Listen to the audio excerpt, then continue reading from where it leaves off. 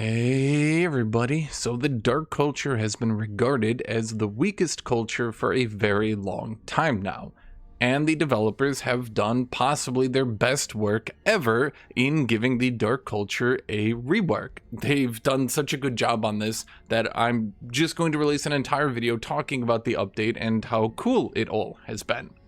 Now, I will probably not be doing an Age of Wonders video for a little bit because EU5 is coming out, and I wanted to do my last one on something I really like and I'm going to be very positive on. And we're also going to just tell everybody, here's the two different subcultures and here's what they do and here's generally how to play them. So first up, Dark has been split into Cult of Tyranny and Cult of Death. Oh, but before I go any further, do make sure to like, do make sure to subscribe, do make sure to leave a comment down below. All these things help me immensely and allow me to continue to make lots of videos like this. But I want to focus here on Dark, so I'm not going to make that intro too long. So Cult of Tyranny and Cult of Death, both of them have overworld gameplay mechanics that you use on the world map, and then their combat mechanics. And all the two of them don't really have much to do with each other. It makes it that each culture has two different things going on for it, which will take a little bit of time to describe. Cult of Tyranny, and I'll go through the cults one at a time, so we're going to go Cult of Tyranny, then Cult of Death, and their units are really cool, so I got to go over that too, but generally it's just a really cool culture right now. Cult of Tyranny in battle relies on reducing enemies' status resist. They have every single unit that you can enchant, not mythic units, but all their racial units or all units that you enchant with their racial buffs will have Aura of Tyranny. Now you can see here Aura of Tyranny reduces all adjacent enemies status resist by 1. They also get the special ability Exploit Vulnerability, although I should call this not an ability, special passive Exploit Vulnerability. Now the old dark culture had healing and it had the status vulnerability weaken thing. It was really jank, and you had to like force synergy between range and melee, and it just didn't end up playing that well, and it just wasn't really that strong. Exploit Vulnerability, on the other hand, is really strong. Units' attacks have a base 60% chance of inflicting status vulnerability and healing yourself for 5 temporary hit points. On a single shot, instead, you have a 90% chance to heal for 10, which, as you might imagine, is pretty strong. Now, this is not lifesteal or anything like that, so you can stack this with lifesteal. The lifesteal mechanic is named, it's called lifesteal, so if it's not lifesteal, it does stack with lifesteal, meaning an undead Cult of Tyranny unit could heal potentially for 20 per single shot attack, which is a lot. Now, what Exploit Vulnerability does in gameplay terms, let's call it that, is it makes status resistance matter. The more status resistance you have, the less that Cult of Tyranny gets to heal on you.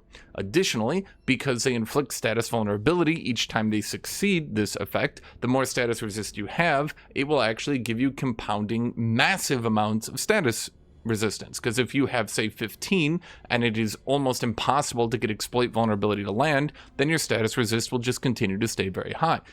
But let's say you have a mere 5 status resist, then Exploit Vulnerability is going to hit, reduce that to 3, to 1, to -1, and everything's going to get on through. So if you are fighting Cult of Tyranny, status resist is very important.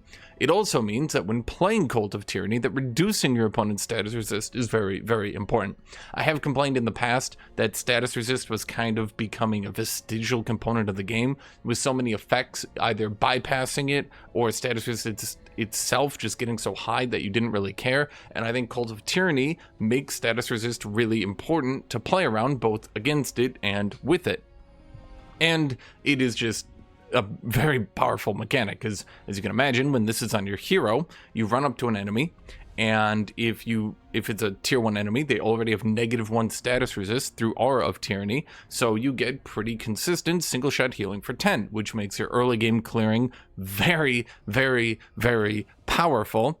And it just generally is, it's just so powerful. It also scales pretty well throughout the game because any other effects that have a chance to land onto enemies, then the Aura of Tyranny will make that chance higher, and the status resist shred you're getting, it will also make it very higher. And if you're trying to do a debuff build, then this healing will help you stay alive for it. It also has pretty good synergy with morale effects because you can just reduce their status resist for that morale while healing yourself. Now, the Dark Culture did get a total rework on their units as well, and I think these units are possibly the coolest cultural units in the game right now. When they did the field rework, their units were a bit basic, and I think some people had complaints that their units were a bit too basic, and now we've got some very, very complicated, very powerful units coming in for Dark. Very cool, I should specify, not just powerful as in overpowered, but just very cool, just very interesting. The Dark Warrior has been renamed to the Immortal. Now, the Immortal in previous patches was really bad. He had 60 HP, he eventually got that pushed to 70, even at 70 he was quite bad, and realistically the Immortal just ended up being, whereas other cultures had very good tier 1 units to assist them in clearing, the Immortal was not very good and would die all the time and just kind of ended up not being a very good unit. Now, what the Immortal has gotten is if you are Tyranny, of course you have the Aura of Tyranny, which gives you the exploit vulnerability effect here, which gives him a pretty good chance to heal. But even if you are Cult of Death, which doesn't get that stuff, I'll go into Cult of Death later, but at the very least when we're talking about Cult of Tyranny, the Immortal gets to charge in, he gets to heal a lot, he gets to heal on retaliations. He just ends up being a very, very, very powerful unit. Now, the second effect they have added to him that is quite powerful is, of course, as you've noticed here, he has gotten expendable. So when it dies, it doesn't reduce your allies' morale, but he also gets lesser resurgence. If he dies in a battle that you win, he is revived with 10% of his max hit points and no movement points remaining. That means so long as you are winning the combats, it literally does not matter if your Immortal dies, because he will not reduce the morale of the other people on the board, and because he just comes back to life anyway. And if you are playing Cult of Tyranny, he can just continuously run up and heal himself, so every single fight, even if he has 10% of his health remaining, he just becomes a nuisance and will allow you to clear the map very, very well. So the Immortal just got a huge glow up, and definitely having 2 or even 3 of him in your stacks now is just very good for being able to clear the map. The Pursuer did get some reworks as well. Pursuer can now just use that exploit vulnerability at range, which allows it to just debuff the status resist of people in melee. And of course, although Aura of Tyranny doesn't really help the Pursuer, it now has the Relentless Pursuit ability. It is a free action ability that moves the Pursuer 3 tiles once per battle. This means you can, in a battle, once per battle, just teleport 3 tiles away, shoot 3 times, or teleport out of melee, shoot 3 times, or teleport forward to shoot 3 times, or teleport behind someone to shoot 3 times. You can do this every battle. This makes the Pursuer very powerful at early game clearing, and actually helps it scale a little bit, because if you can keep Pursuers alive, and you can keep them into some early fights, being able to teleport forward and hit enemies 3 times is pretty strong. So both these units have definitely gotten way more passive, way more effects you can play around, and they've just generally become way more interesting units. Now, we'll go over the Cult of Death units later, but for now we're going to go over the Tyrant Guard. The Tyrant Guard is, this guy's actually strong, like, oh my god, this guy is strong. The Tyrant Guard is 80 HP, 3 defense, 2 resist. Already for a tier 2 unit, pretty tanky. All polearm units did get 5 more HP, so he's just baseline a polearm unit. These are now tier 2 polearm unit stats. His melee strike has a 60% chance to immobilize enemies, which is strong, as you can imagine, especially with exploit vulnerability and his ability to heal himself. This means the Tyrant Guard can be very, very irritating for enemies to deal with. He can just heal a lot, and he can immobilize you, and he's still a polearm unit with first strike, so he's just gonna generally be either tanky through resisting charge or damaging through getting bonus damage, and he's just a really annoying dude. But actually, he's not just tanky, he's really, really, really, really tanky. He has 1 defense and 1 resistance against attacks for each debuff the attacker has, of which the Aura of Tyranny does apply. That means if an enemy walks up to him, he already gets 1 defense and 1 resistance because they're debuffed. You can also use that racial trait, I forget the one what it's called, that gives enemies a fumble chance if they're adjacent to him, and that's another one that can't be resisted, that can't be removed, for 2 defense and 2 resistance that he can have by default. Additionally, if he lands any of these debuffs, the exploit vulnerability or the immobilize, that's 2 more defense and resistance he can get. This guy is tanky, and because Armor of Contempt is very much a powerful ability. I keep saying that word powerful. Let's say it's an interesting ability that can make certain things matter that previously didn't.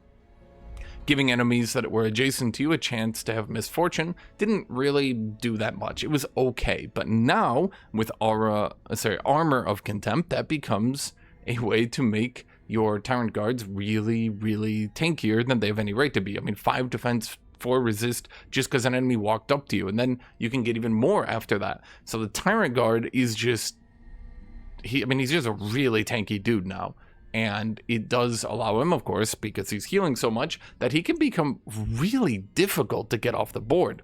The Tyrant Knight is the new Cult of Tyranny unit. The Tyrant Knight itself in the Tome of Subjugation has been renamed to the Subjugator. This is now the Tyrant Knight. Now, the Dark Knight was bad. When the game launched, they had a certain, let's say, power level of their units that they wanted to stay around, and the Dark Knight was fine when the game launched, but after 2+ years, he was just absolutely pathetic. Just like one of the weakest tier 3 units in the game.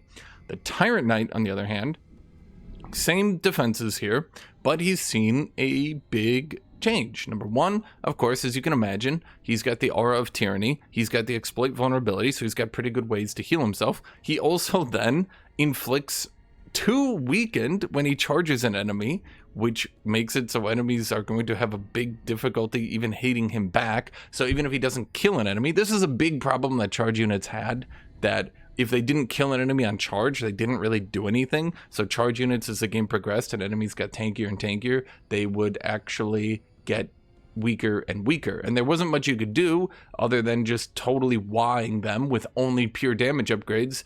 There just wasn't much you could do to try to keep them relevant. But the Tyrant Knight now, he has the weaken, he has the exploit vulnerability, and he just has a really good way of, well, I mean, he's just really good at 1v1ing enemies. He's really good at debuffing enemies in a group. He also now has a special ability, Trample. Cooldown 2, so usable every 3 rounds.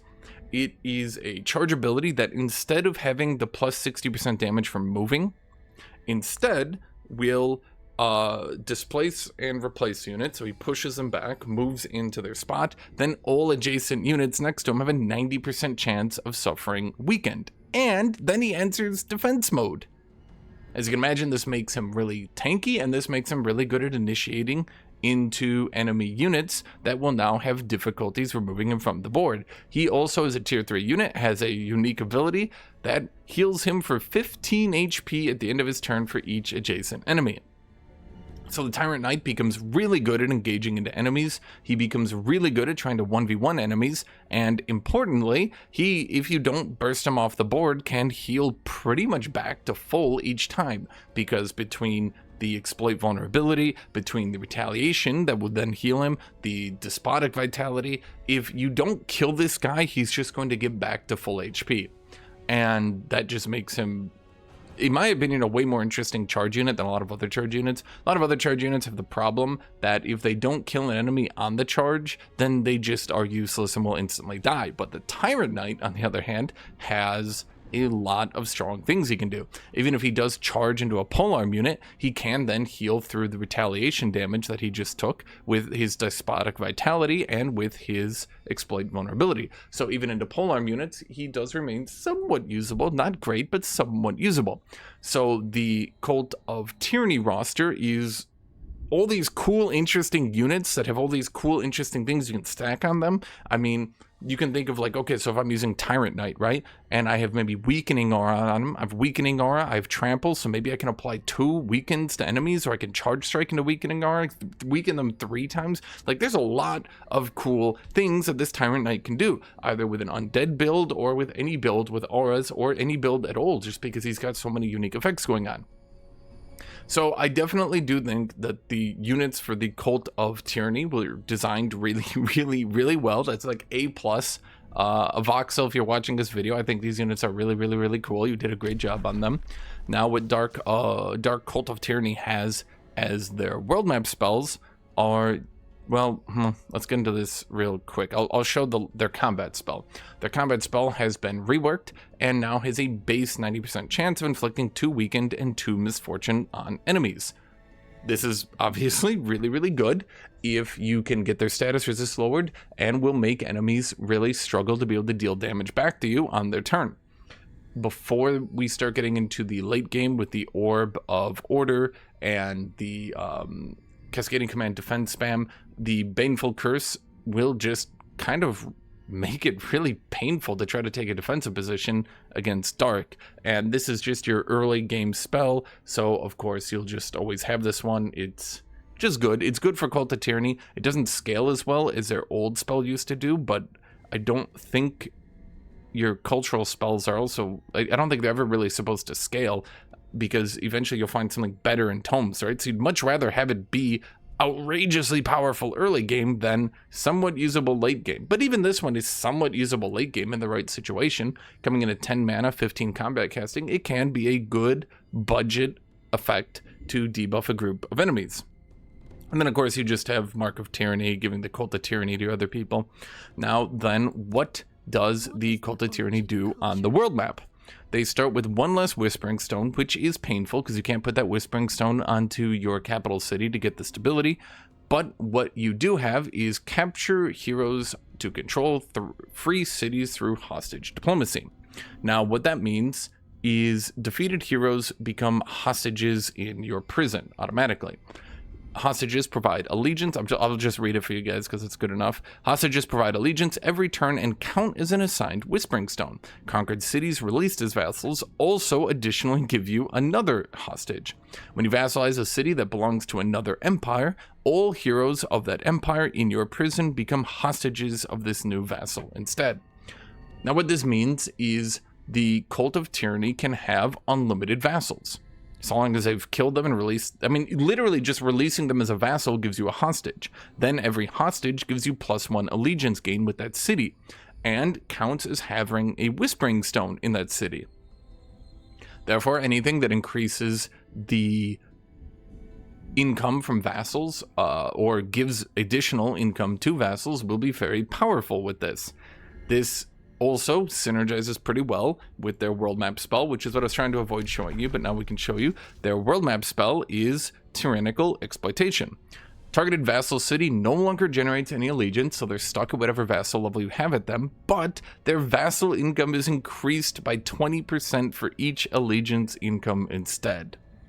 So you have to imagine if you have a Whispering Stone, which gives allegiance, and then you might have plant materials, which gives allegiance, and then you might have 2, maybe 3 hostages, which gives allegiance. I've seen Tyrannical Exploitation get up to 140% boost to vassals, which is nuts. That's very strong, obviously, and makes it so that Cult of Tyranny has a weird minigame, I should say, that they have to play, but when they do play it, they get a lot of economy. And that makes Cult of Tyranny play in their own unique way, makes a lot of things matter or not matter when, well, I don't really know, but whenever you choose to opt into vassal stuff, right? And this is a sustained spell, so once you get a city to maximum vassalitude, you can slap this down at them and kabam! So the Cult of Tyranny has, what is that? The way I like to phrase it is it has a things matter. Games like this will often have a lot of mechanics that go underutilized or go uncared for because they don't really matter at the end of the day. So for example, status resistance stacking and unstacking was kind of becoming something that might not really matter that much, because if you have so many automatic apply buffs or debuffs like Fallen Angel, wink wink, maybe Fallen Angel shouldn't, then status resist stops mattering, and we have Cult of Tyranny makes status resist matter. It then also encourages you to actually make vassals and maintain vassals, because you can have unlimited vassals. You just release them, you automatically get a hostage. Boom, there's a Whispering Stone. And yeah. Now, the buildings for the Cult of Tyranny, their unique buildings, are very different from how other buildings work. I'm not too sure that these ones are very powerful, but at the very least, they kind of make you play in a things matter way. What do I mean by things matter? Well, obviously, a problem with stability is that you can get enough stability that it ends up not mattering that much. If you entirely ignore stability and you put no effort into a single tome that even increases it slightly, you might run into a few problems, but realistically, stability is just not something that has mattered that much. You can easily get it to like 120 without worrying that hard about it. Now, the Collector, this is the unique building for the Cult of Tyranny. This replaces the, whatever the basic gold building is called. I'm spacing on it right now. Instead of getting 10 gold, you get 20 gold, but you lose 5 city stability. Then you have its upgrade, the Shadow Trade Quarter. Now, instead of getting 15 gold, you will get 30 gold, but you will lose 10 stability. So the Shadow Trade Quarter gives you a lot of gold, but you end up losing stability. So if you have any way to gain more stability in your faction, that will obviously synergize pretty well with this and make it a bit stronger.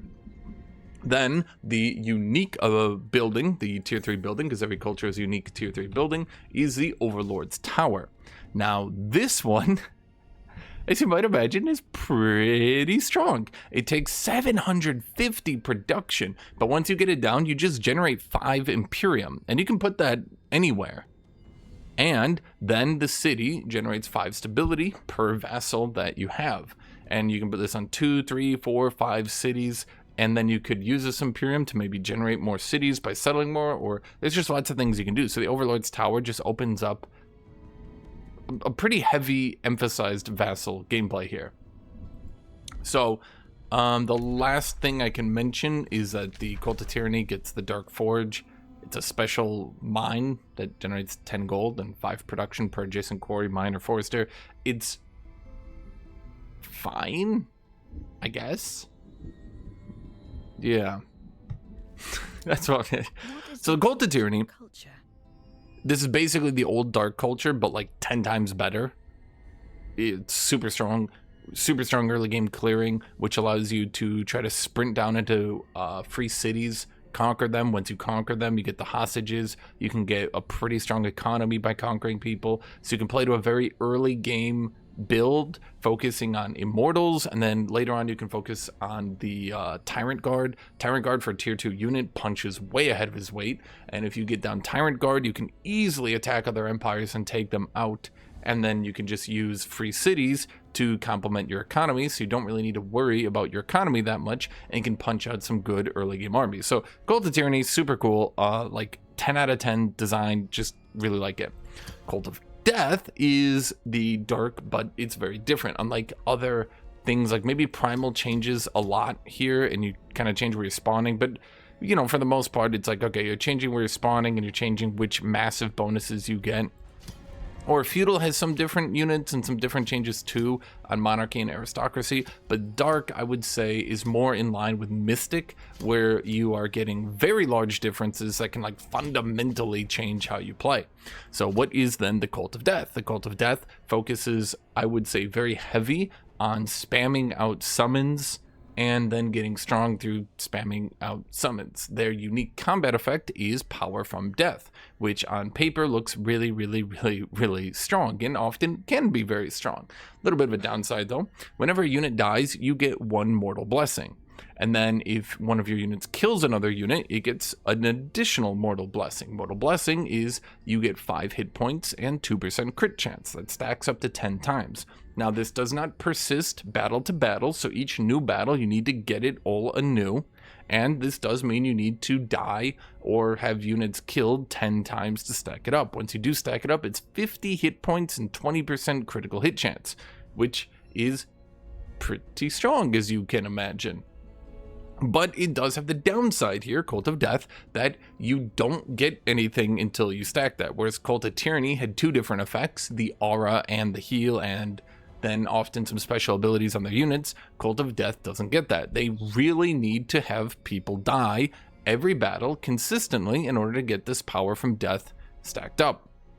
So then what do their special units do? We'll talk about their world map gameplay after this, but let's talk about their special units.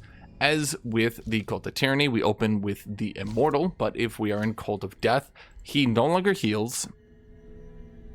And yeah, okay, their Immortal is going to be way weaker than the Cult of Tyranny one. But we do have some synergy here because power from death, he can generate mortal blessings whilst dying a lot with lesser resurgence. We have the Pursuer, who also has power from death, but clearly not as good as a Cult of Tyranny one. Now, the Death Guard, this is the version of the Tyrant Guard, but for Cult of Death. He does not get the chance to immobilize enemies. This is what makes, in my opinion, the Cult of Tyranny pretty strong when you compare the two, because Cult of Tyranny also gives their 2 special units like an additional effect. So, for example, the Tyrant Guard gets that chance to immobilize, but the Death Guard does not. So the Cult of Tyranny has like additional effects on the units. The Death Guard, on the other hand, is a bit more of a basic dude. He has charge resist for a strike, power from death, but nothing else other than his special ability, Deathly Vitality. This unit heals 20 temporary hit points and then an additional 10 temporary hit points for each stack of Mortal Blessing he has, and then he enters defense mode. Now that is cooldown 2, so it's usable every 3 turns, uses an action point, it's not free or anything like that. So the Death Guard is very much based on locking down a point, sitting there, being tanky, and healing himself constantly. Personally, I find the Tyrant Guard to be way stronger, but the Death Guard does have his advantages. If he does have the Mortal Blessing built up, he will heal up to 120 HP. Does just make him sort of a brick wall that enemies will struggle to get through. But, you know, the Tyrant Guard, I think he's just got the Aura of Tyranny, the Armor of Contempt, the Immobilize, like the healing, like, oh, that guy's crazy. Death Guard is fine, but I mean, obviously he's mostly based on just getting a lot of HP from power from death, then taking a lot of damage, then healing. Certainly a little bit. Oh my god, I forgot to go over the Warlock. Oof. Okay, so pretend I'm going over Warlock when I'm doing Cult of Tyranny. So the Warlock now has received lots of changes. Again, not that many changes, but a few changes actually. He is now optional cavalry. Was he optional cavalry before? I don't believe so. Wait, I need a... Yeah, okay, he did gain optional cavalry. I have the notes over here just so I don't miss anything. So that's pretty strong. Then, Weakening Bolts has a 90% chance to weaken enemies, and of course still has the exploit vulnerability. Sundering Curse has received a little bit of an update. It has a 90% chance to inflict 2 Sundered defense, a 90% chance to inflict 2 Sundered resist, and that base 90% chance to inflict status vulnerability and heal you. So Sundering Curse is still base debuff, 6 range, magic, single shot, very good at scaling, very good at dealing damage, very good at debuffing enemies, gives your Tyrant Guards basically unkillable, because any unit you hit with this, the Tyrant Guard will pretty much automatically get 5 armor and defense again. So great synergy with the Warlock and the Tyrant Guard. Even if you haven't enchanted your Tyrant Guard, it's just gonna be a brick wall. Nobody's gonna be able to get through him. And you do have the Aura of Tyranny, so it's not that great, sure, but you can now heal your Warlocks, although they are Battle Mage, so they'll probably die if they ever get hit, right? But we've got a lot of ways to debuff enemies. Warlock got very strong. The version of the Warlock, then, for Cult of Death, I believe is a little bit weaker, but does have some unique effects himself. He has Decay Bolts, which doesn't decay. I do believe they will rename that ability, so by the time you guys watch this in a week or two, it's probably going to have a different ability name, right?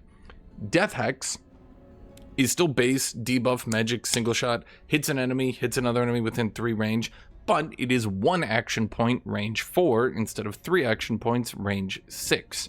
So it's obviously shorter range, and its debuff is, in my opinion, not as good. Now this one has an automatic effect, so it will not have a chance, but will automatically apply 2 stacks of decaying and automatically impact Life Seed. Now the Life Seed can be good for clearing the map, because when you Life Seed 2 different enemies, do remember what Life Seed does. This is a new debuff that was added into the game last expansion, I believe. When a unit with Life Seed dies, it heals a unit on the caster. Basically, a unit gets healed for 20 when someone debuffed with Life Seed dies. Once the unit dies, it heals units on the caster's side within 4 hexes by 20 temporary hit points. Okay, you get the idea.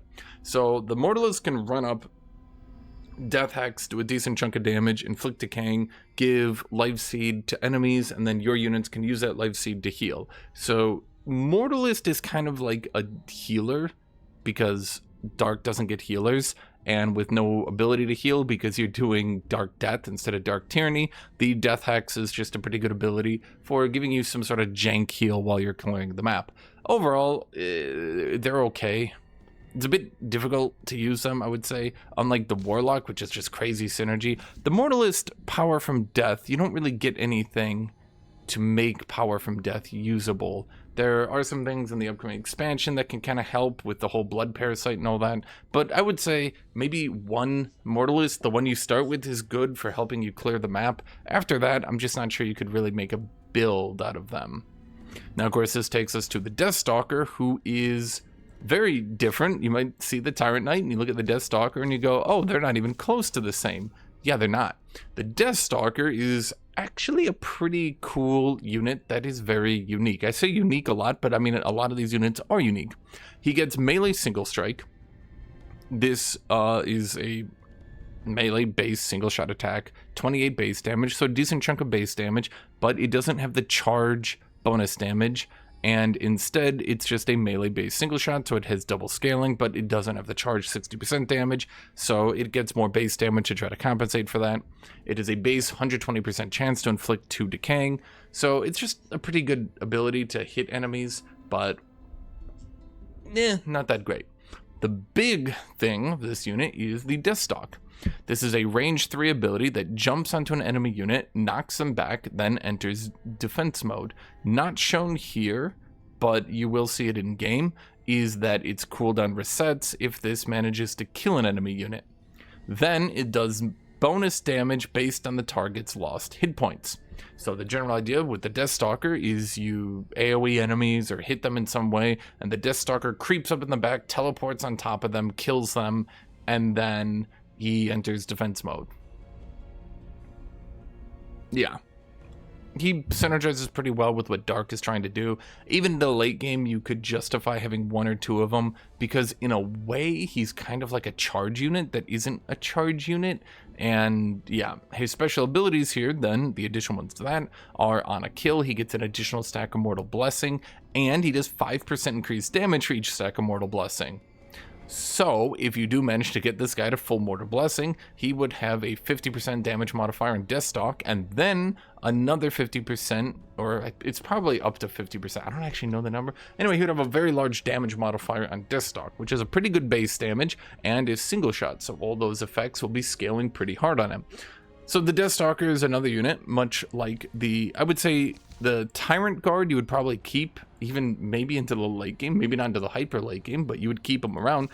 The Deathstalker is similar, where even once you have a lot of units on the board, the Deathstalker just generally being able to get a lot of HP, therefore be tanky, therefore he can just jump into enemy units and with Deathstalk do huge execution damage. I think the Deathstalker will remain pretty good throughout the game, and I think that's what a lot of people wanted out of cultural units, because a lot of people aren't so happy with always replacing their cultural units really early in the game.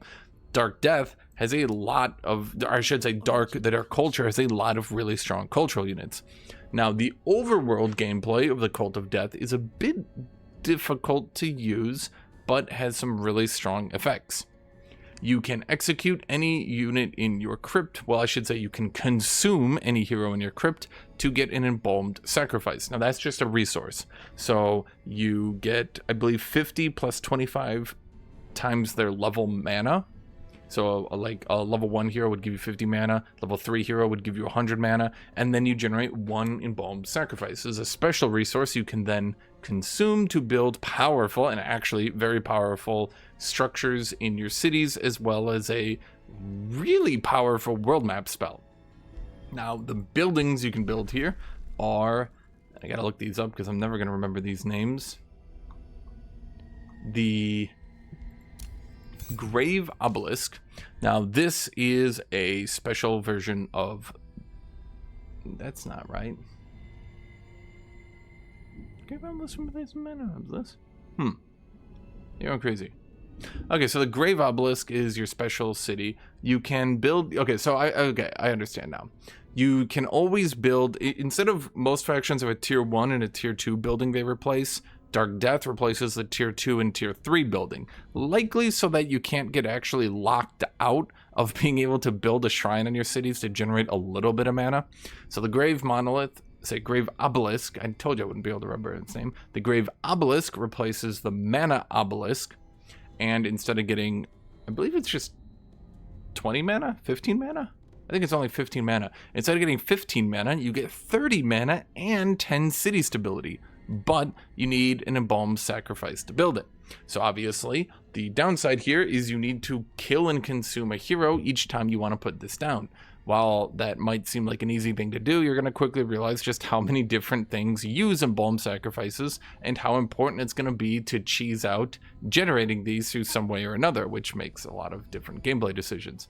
The second one, which replaces your tier 3 building, is the Crypt Temple, which generates 20 city stability and 40 mana. So that's a lot more mana generation in addition to Embalm doing that. So you can, of course, use Dark Death with Magic Origin units and generate so much mana that you don't really care about their upkeep. Now, the problem with this one is this one will take another Embalmed Sacrifice. So that would be 2 heroes you would have to execute and consume, which is starting to add up, and you might start seeing here. Now, of course, we have another really, really powerful building. This is the unique building that is available when you have a tier 3 city. You get 10 flat knowledge income, which is neat, I guess. But then whoever is governing the city gets a Soul Vault meditation, granting them 2 experience per turn. So this is pretty strong, but I would say maybe not as strong as the free Imperium generation. 2 XP per turn generation is pretty good and will mean that your heroes can never kind of get blanked out by not having anything to clear. But, you know, it kind of comes in a bit late. 2 Embalmed Sacrifices. It's good, in my opinion. Now, I didn't show the spells earlier. Right, the Cult of Death, its unique combat spell is pretty cool, actually. The Death Waltz. Target friendly unit regains all its action points and health, gains Resurgence, and this is a full Resurgence, the 50% one, gains Doomed, which automatically kills it at the end of your turn. Now, to be clear, Doomed does not seem, this basically seems to be a Magic the Gathering style sacrifice. I like using Magic the Gathering. There's no way to avoid this. You can't steadfast it, you can't out-heal it, there's nothing. Your unit just dies. It is dead. It is just gone at the end of your turn. But you regain all its action points and its health. So this is pretty good. When you're clearing the map, you can slap this down on your Immortals, heal them to full, hit a unit with an extra attack, gain a little bit of damage, get them a Resurgence. You can use this on a hero, you can use this on anything, because you're going to resurge at the end of combat. You're going to get back up and you'll be totally fine. So it's a unique combat spell, very different from anything else. We have Mark of the Death Cult, which just gives power from death to all units. Then we have Morbid Sacrifice. Now this costs another Embalmed Sacrifice, but is really, really, really strong. All units in the target province, not just army, but whole province, have all their hit points healed, get 15 morale and 20 hit points until the end of next combat. So this is really, really strong for when you're doing the 18v18 late game battles. Not so usable while clearing the map, because having a Morbid Sacrifice go away just to empower it maybe isn't the strongest thing, but outrageously strong when clearing the map. Then their unique special province improvement is the Mausoleum. Now the Mausoleum is a research post, which are really outrageously strong. Now this one has some serious downsides. The high culture also gets a research post that's pretty good. So this one you might think is outrageously good too, but it costs you an embalmed sacrifice to build. Now, getting a research post off your special culture is really, really strong. One of the strongest things you could do, right? But because it takes an embalmed sacrifice, you're going to have to start picking between all your different buildings, world map spells, all that, where you want to use these embalmed sacrifices for. You're also going to have to start finding a way to either farm them by letting a free city stay alive and killing their heroes repeatedly, or buying your own heroes and running them up to die. You're going to have to do something that you need to generate lots of embalmed sacrifices, but if you do, it will end up being pretty powerful. I believe that's everything I just went over. Yes. So that is the cult of, well, I should say the death culture. Really cool culture. Highly recommend it. Lots of cool stuff you can do. I really like what the developers did to allow Cult of Death to be used in basically any summon build, to be used in pretty much any build. It's very open. It doesn't try to put itself into any niche or anything like that. Cult of Tyranny, although it does seem to be pushing itself to be used more with undead and be used more with morale and out healing enemies and just dropping the morale.